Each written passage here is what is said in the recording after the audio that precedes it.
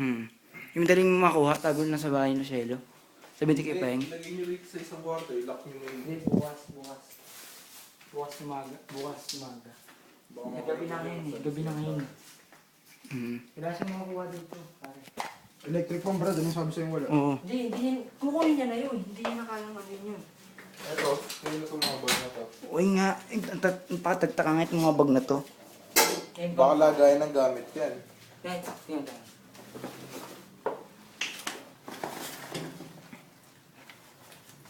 Gago, pang dive to eh. Kalapain mo dati. Kalapain yan, pare. Yan. Pang dive to pare, may mahal na gang pang dive dito pare yung ano. Pandive nga to.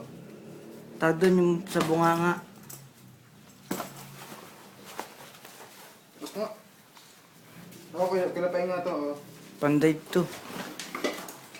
Yan, life jacket ata. Ay, hindi. Pampabigat yan, parang weights. Ano to? Tabo dun. Sa likod ng ano nga. Hindi, ano to? Bag. Puta. Tabo dito. Ano? Kalimutan ko eh. Parachute.